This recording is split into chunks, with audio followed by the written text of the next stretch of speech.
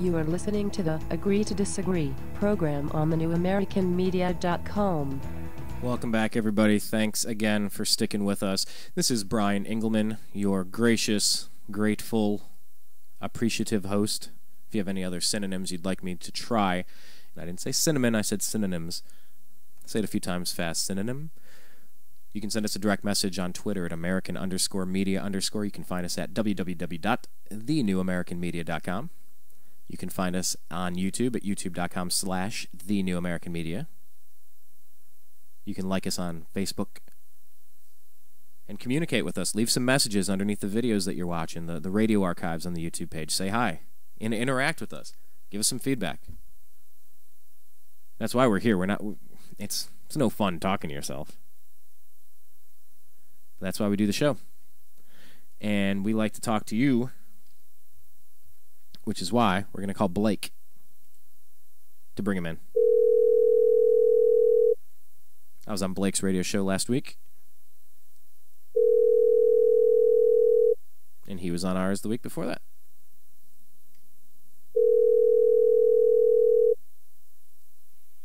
Brian. How's it going, buddy? Excellent. How are you? Fantastic. I hear a bit of an echo. Maybe the program is up in the background on your computer. I know we had another line we were going to call you on, but we just didn't have that one saved. So this one sounds to be okay. This going to work for you, bud? Yeah, we could try that. Or you could maybe try my landline after the commercial or something like that. Make it a little bit easier. All right, perfect. Well, let's get right into it. On myself. Yeah. All right. Well, let's get right into it now. This is the Agree to Disagree program. We have gone from sports to, politics, spirituality, and any other place we feel like taking it. So why don't we do this first? Would you please introduce yourself to our listeners? Explain what it is that you're working on your side, how we became connected, and we'll kind of start going into some of the stories of the day. All right, I am Blake the Eccentric, or Blake Walley. I have also a fellow radio host and a contributing writer for the Activist Post. Actually met Brian, so to speak, after a video that I shot and had published from the RNC convention here, the Republican convention in Reno. Busted a Mitt Romney supporter wearing a Ron Paul shirt handing out fake ballots, and that was on InfoWars, Prison Planet, and the Activist Post, and Lions of Liberty. And that's how we got in touch. Brian called me for an interview, so and I had him on my show at Freedomizer Radio, The Eccentric Perspective. Did I answer everything? Yeah, I think so. And what's your favorite color? What car do you drive? And yeah, that's exciting. My social security number, my address. And papers, please. Papers, please. No, but we kind of follow some of the same stuff. I mean, I could give a damn about politics, except that, I don't know, it affects every aspect of my life, so I have to pay at least a little bit of attention. And we were just really happy because we think the new American media is anyone with a cell phone camera. Anyone with an idea, and a telephone, go find your own story. If you think something's being misreported, do your own story, write your own blog, send it out to the other outlets, and they'll grab it and run with it. And at the end of the day, I think all we're rooting for, both of us, Blake, is just honesty and truth. Just whatever the situation happens to be. Transparency, just to bring our American dream, our prosperity back, or get our as I would call our '85 swagger back. Our 85 swagger? 85 swagger. Expand. Okay. Going back to 1985. Expand upon that. We had this beautiful future. It's probably a longer issue. Just that whole we were on top of the world, the American dream, and then look at us now. It's just what happened to our country? What happened to our future? What happened to our prosperity? Well, Cleveland Cavaliers fans used to think of the days when the Cavs were the best team in the league and had the most wins and the best player, and you're just like, all right, here we go, this will last for a while, and then it just falls apart. But it's funny you said 85 because that was an undefeated season by the Chicago Bears were fantastic in 85, and that's 1 year after 1984. And I bring that around because Ben living in Chicago, obviously keeping track with the Chicago Bears, and 1984 being our favorite George Orwell book. So it's interesting you picked 1985. We'll talk about that some more. But, you brought a Back bunch. to the Future reference, I think. No worries. Nice. Michael J. Fox. But, there's a lot of stuff on the horizon here, and this is something that I really wanted to get to. This is that Russian-U.S. war games are to begin shortly in Colorado. I got an article here. True. I want to kind of set this up for everybody. Bear with me as we scroll through some of this, but I need you to know what's going on. Russia and the United States will begin their controversial first joint anti-terror military exercises on American soil shortly at Fort Carson in Colorado. A special unit of Russian paratroopers departed for the United States over the weekend and will be working alongside American land forces as part of the war games. The Russian and U.S. special units will engage in joint gun practice as well as mountain training, parachute exercises, and demolition techniques training. About 20 Russian soldiers will be participating, with most of the sessions taking place on the Fort Carson Army Base and at a mountain training facility several hours away. I'm gonna continue here because there's a couple of things we need to get to specifically, and then I'm going to open it up to you, Blake. I just want to make sure that our listeners are aware of this because even we've been following it, but we haven't heard almost anything about it. So we just want to make sure we're up to speed here. Russia Today reports Russian paratroopers will first familiarize themselves with American small arms, military equipage, munitions, communication and reconnaissance equipment, parachute systems, and types of landing operations. By the end of May, the exercises will graduate to active combat training, wherein the forces will be asked to find and destroy a mock large base of international terrorists. The Russian soldiers are here as invited guests of the U.S. government. This is a part of a formal bilateral exchange program between the U.S. and Russia that seeks to develop transparency and promote defense reform. Commander Wendy L. Snyder, U.S. Defense Press Officer for Policy, told The New American in an email. This is the first time that American and Russian Special Operations troops have participated in a bilateral exercise. It continues. But I don't want to just go line for line for line for line. I'll get back to it in a minute. Let's talk about it. On the surface, how does this story make you feel, Blake? Just on the surface, and we'll continue to delve in a little deeper here. Okay, well, I haven't seen the movie Red Dawn, but I keep hearing those references and such. Yeah, I haven't seen anything really up to date, but I think it started formally yesterday, if I'm not mistaken. I know some of the articles I've seen on that were from a few weeks ago talking about the end of the month, and that was going to be the 24th through the 31st. So over Memorial Day weekend, and it doesn't seem like I don't know. I wouldn't think that this would ever happen. This wouldn't happen under Eisenhower's watch or anything like that. You would just seems like a violation of all kinds of things that you would have an operation with foreign troops training side by side with Americans. That doesn't really make much sense to me. Well, I'll tell you what. We got an interesting interview at the Conscious Life Expo a few months back with Laura Magdalene Eisenhower. I believe that's the granddaughter. Oh, I did. I saw that. I saw parts of that on wow. YouTube. Yeah, it was very interesting stuff. Yeah. Wow. Talk about 1,000,000 miles a minute and a whole bunch of different stuff to wrap your brain around with all of the details going on in the Eisenhower administration and the covert and overt wars, and some of the claims she was making are just unreal, and I guess we could probably get into that on an episode of its own. But for now, talking about this, Snyder indicates that the exercises, lasting approximately 3 weeks, are for the purpose of training and improving skills of the special forces related to the war on terror. Analysts have raised concerns over the scheduled war games. Paul Watson of PrisonPlanet.com observes that the presence of Russian troops on the U.S. soil revives fears of global UN peacekeeping troops being used to quell unrest inside of America. Let me just read this one last time, and we're going to open it up to you, Blake. Sure. Prison Planet, Paul Watson, observing that the presence of Russian troops on U.S. soil revives fears of global UN peacekeeping troops being used to quell unrest inside of America. So this is basically a concern that this unelected group of UN or NATO military forces that are not American could actually deploy on American soil and knock on your door one day and try to tell you what to do. Go. Yeah, it's always been like one of these conspiracy things that's been talked about for years. Who, in case there was ever a domestic issue, and it's always been talked about in the future, and the future is now. Wow. And who would actually engage in battle against the American people if there were such a thing. And it would you would count out our own military and our own police that would probably not want to go after their own people. So who would do it? So you'd have to look at foreign troops. Seemed to be that creepy solution. And we hear about that years ago, or maybe I know I did. I don't know if you did, but as they wouldn't have that same loyalty or that same feeling. They wouldn't have the empathy or anything like that. So that's the major concern there.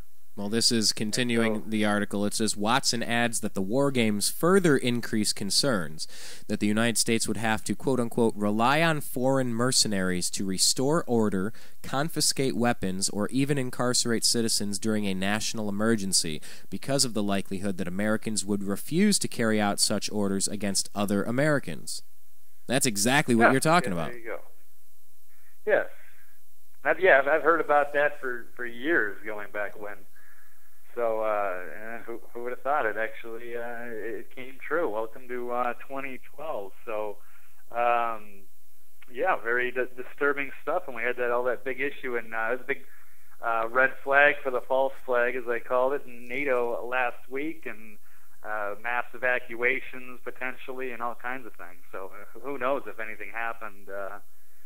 Could be used as a pretext to bring in foreign troops. So. Well, we've had some of the members, founding members Stuart Rhodes and John Oatkin of Oath Keepers. And if you guys aren't familiar with Oath Keepers, just go ahead and check out our YouTube page or our radio page.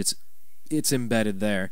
But we've interviewed them, and there's a list of orders that they will not comply with. They're not going to disarm American citizens. Like, our founding fathers gave us, number one, the right to say what we want. Number two, the right to defend the right to say what I want. You can't tell me to shut up. Oh, yeah, says what? Says the Second Amendment.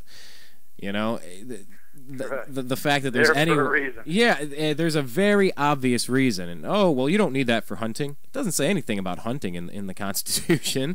It says about protecting your limited republic, because everybody realized that democracies and republics tend to fail. Government, their natural order is to grow. That's what Franklin or Thomas Jefferson said. Like, that's just the nature of a government, is to continue growth. But the drills are scheduled to end on May 31st, with a break on May 27th for the Russian paratroopers to attend an American baseball game in Colorado Springs. Russia earlier conducted a joint naval training exercise with Communist China in the Yellow Sea, involving air defenses, anti-submarine warfare, electronic countermeasures, and quote-unquote sensitive technologies. The unprecedented Chinese-Russian naval war games were touted as a strategic partnership between the two nations. Those involved in the drills said they were intended to help achieve future collaboration in addressing, quote-unquote, regional threats. The Intel Hub notes that the controversy surrounding the drills is heightened by the recent WikiLeaks revelation that President Obama used Russian money to fund his 2008 presidential campaign. Internal emails among the staff at Stratfor, a Texas-based private intelligence firm, exposed a variety of sketchy details involving the 2008 election. One in particular, sent by Fred Burton, Stratfor's VP of Intelligence, states, "The hunt is on for the sleazy Russian money into the O-man's coffers.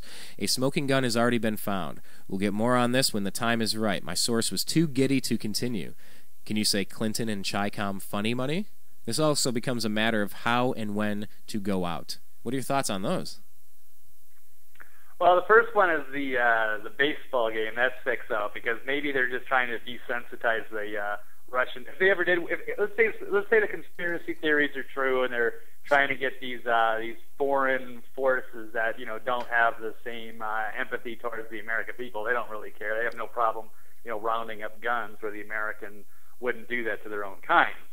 So maybe they're going to go to the baseball game just to show the Russians just about the fat, stupid Americans spending how much for the beers at these things, spending $7 a beer, and they're charging up how much money on their credit card to go to these games and get drunk and start screaming. So maybe they're showing the Russian troops that maybe the bread in the circus, maybe they'd be doing us a favor by just rounding us up and throwing us in camps or what have you. I heard somebody recently saying, you know what? In this next election, I'm voting for Obama. And this was after a conversation about liberty and freedom, and the NDAA being so atrocious to the Bill of Rights, and that's something that President Barack Obama signed into law on New Year's Eve a few months ago.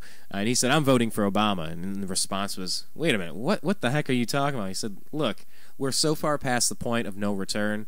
It's only going to get as bad as it needs to get, as fast as it needs to get bad, if we keep this guy in office. Let's just get it as bad as possible, because then maybe we'll finally address the problems, talking about our debt and all of our expenditures. But I found that kind of funny, because it was just like, hey, you know what? Like you said, if they're that dumb, or if we deserve it, then just bring it, But anyway, this guy here, Fred Burton, he's well known among those who have access to some of the most highly classified intelligence information. He was formerly deputy chief of the Department of State's Counterterrorism Division for the Diplomatic Security Services, the DSS. As the Nuclear Security Summit in Seoul in March, President Obama was caught on an open microphone reassuring Russian President Dmitry Medvedev, thank you, on the NATO missile defense systems. This is my last election, Obama told him. After my election, I'll have more flexibility. I understand, Medvedev responded. I will transmit this information to Vladimir. Obama's statement makes two significantly underlying points. First, the president is apparently beyond confident that the victory is his. Forbes observes, well, he wouldn't have any ability to act on U.S. foreign policy if he wasn't an elected official, so it seems fair to reason that the president is feeling positive about November. Second, the president has ultimately admitted that a re-election for him will mean that the gloves are coming off. Answering to either Congress or the American people will not be important to him in a second term. Thus concluding this article here by Raven Clabo on the New American, which is very close to our name. But what do you think about those final comments there? Well, I think things have changed since then. I know there's been a lot of exciting developments going on with the whole birther controversy, and I was listening to an interview recently with Dr. Jerome Corsi, who is the author of Where's the Birth Certificate? And I know him and Arpaio are actually in Hawaii, or at least they were in Hawaii yesterday, getting some more information. They said there's going to be a lot of bombshell stuff coming out in the next couple of weeks, in the next month. And if they can actually prove that Obama is illegitimate, that would make everything he signed, including NDAA and all of his executive orders, null and void, because he would be ineligible. So I don't think it's looking as good as back when he made those statements to Dmitry Medvedev back in those times. So we'll see how that develops. That's a very exciting change of events since that hot mic moment. Well, I appreciate the homage to my my very sophomoric Russian accent. I have not. No worries. I'm not typically an accent guy, but you know what? I'm gonna have to start bringing it back. I think I did a couple talking with Mark Clare. I might have done some on your radio show, but yeah. By the way, for everyone, it's hard to do. I do it much better when I'm not on the radio. Probably have the same thing. Then you do it live, and it doesn't come out the same way. Which quotes are you good for? A little bit of entertainment. I tend to do Billy Mays. I do Pee Wee Herman's laugh. I do a couple, but once again, it's like when it pops out, it pops out. But when the lights are on, I usually choose to decline. What's your go-to impersonation? You know what? Actually, my fake Russian's actually not too bad. If I can, if I have some quotes to read or something like that. Well, if you haven't seen the commercials for the new James Bond movie, that thing's looking awesome. No, actually, I have not. There is a new James Bond movie on the same actor, Craig. Daniel Craig, yeah. Daniel Craig. It looks really good. I tend to not check out too many videos, but now that we're starting an internet empire as well, we're trying to support the videos we watch by allowing the commercials to play, because we know they get a penny or two per play. And I figured, hey, that's the least I can do, because that's literally the least I can do. I haven't supported them yet. But, we have a bunch of stories to get into here. You sent quite a few over. We got a couple minutes before our break. I mean, I think we need to save this Barry O. Pot at the end of the rainbow story for maybe the full segment. So is there anything else that you were kind of tossing over here that sounds good to talk about for a couple of minutes? Because I have one queued up if you're not ready with one. Yeah, go for it. Go. This one I just found. I found this pretty interesting. This is from Forbes magazine, Forbes.com. This is Reddit's Alexis Ohanian, an activist aim to build a bat signal for the internet. Now check this out. I don't know if you saw this one. The quote on Reddit. Yeah, well, it's the Reddit founder, and it's out of Forbes.com. And this says the blackout, quote unquote blackout of websites to protest the Stop Online Piracy Act, otherwise known as SOPA. In January. SOPA? Yep, SOPA. Open piper. Okay, sorry. Yeah, you know, just keep them coming. Just keep them coming. Keep them confused. Give it a rename, rebrand it, repackage it. Come on, we're going to slip it through one of these days, right? That's what they're thinking. They just keep renaming it and making it worse. Yeah, so here's what this guy's doing. You're going to dig this, Blake. The blackout of websites to protest SOPA in January was an unprecedented show of internet solidarity against bad legislation. But with new net-threatening measures like ACTA and CISPA popping out of Congress on a practically monthly basis, one online entrepreneur and a group of net activists want to enable regular SOPA-style mass protests at the push of a button. Alexis Ohanian, the 29-year-old founder of social news site Reddit, has participated with the online advocacy group Fight for the Future to create what they're calling the Internet Defense League. The Internet Defense League. It's very superhero-like. This is very, maybe, I guess James Bond is kind of a superhero. It's not Batman, but, I mean, James Bond really is a super... Yeah, close enough. So he's doing this... Who knows? Yeah, he's building the Internet Defense League.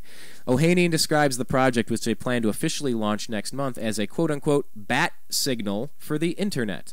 Any website owner can sign up on the group's website to add a bit of code to his or her site, or receive that code by email at the same time of a certain campaign that can be triggered in the case of a political crisis like SOPA, adding an activist call to action to all the sites involved, such as a widget or banner asking users to sign petitions, call lawmakers, or boycott companies.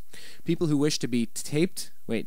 There we are. People who wish to be tapped can see, oh look, the bat signal is up. Time to do something, says Ohanian.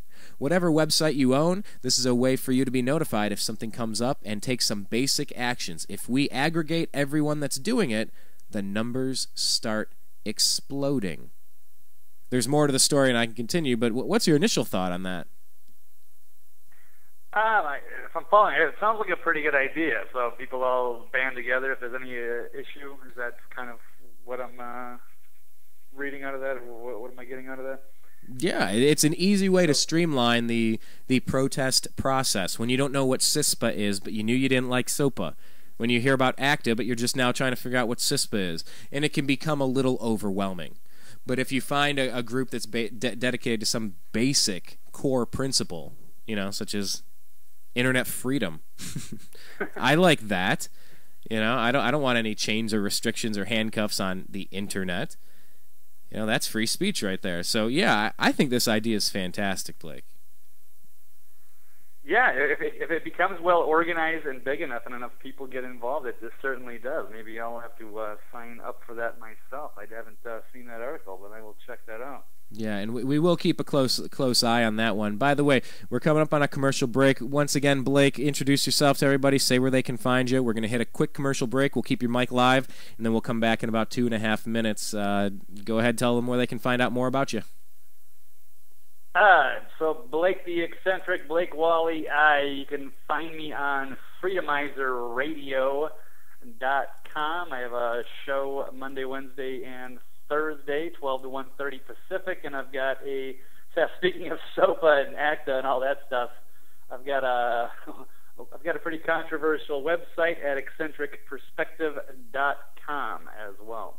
Man, I saw a really good video you had on there. A really interesting video. It was a few minutes long. I believe it was a Ron Paul-centered video from a couple of months ago. Loved it. It just is kind of an overwhelming moment where you just take that deep breath, maybe you wipe away a tear for the fate of your country. And, that's what we're headed up to this weekend. It's Memorial Day. It's not just a chance to get drunk and barbecue. Like we got to remember on Memorial Day that there are people that have fought, maybe for 7 years without shoes for our freedom in the Revolutionary War. I mean, I don't know, can we put a little box on our website to help fight SOPA, PIPA, ACTA, NDAA, Patriot Act? This is Memorial Day weekend, and it's a good opportunity to put this stuff into perspective. So, They say hang together or we all hang separately. Is that the quote? I don't remember which forefather said that. That is Benjamin Franklin. We must hang together or assuredly we will hang separately.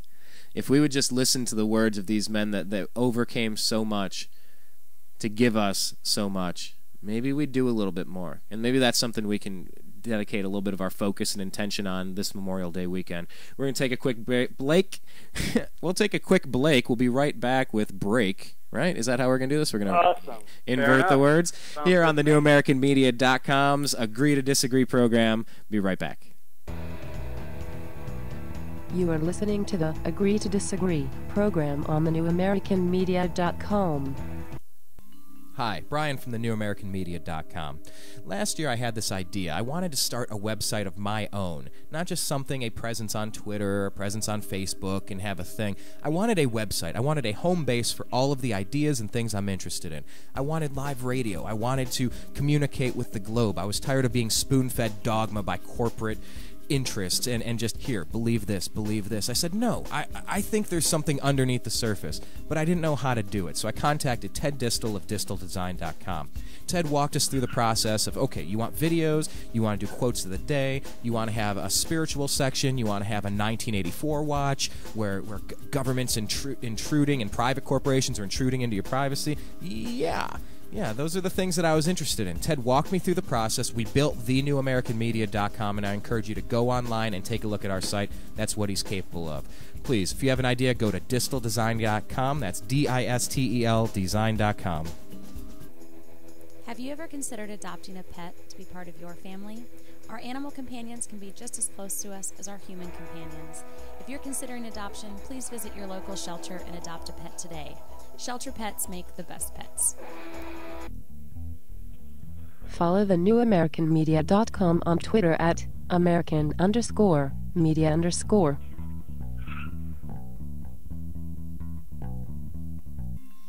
Hi, it's Brian from the newamericanmedia.com. I'm a sports fan. I was raised in Cleveland, spent 25 years in Ohio. I watched the drive, the fumble, the shot too. I watched Art Modell steal the Cleveland Browns and win a Super Bowl over in Baltimore. I watched a horrible coach named Bill Belichick go on to the Patriots and win Super Bowls over there. Hooray. I'm a bitter sports fan. Let's not even talk about what happened with he who shall not be named who went to South Beach to take his talents there. Excuse me, I almost threw up in my mouth a little bit there. I'm a sports fan who cares to talk about the things that matter to me. That is the Indians, the Cavs, the Browns, and the Buckeyes. But of course I pay attention to national sports, and we discuss that on our show as well. That's why we have The Unhappy Hour every single Friday at 3:30 p.m. Pacific. Sit down, have a drink. It's the end of a long work week, and we can all get together and talk about the unhappy times that we've had as sports fans. We've all had them. We've had ups and downs, but as Cleveland fans, we only have downs. Join us.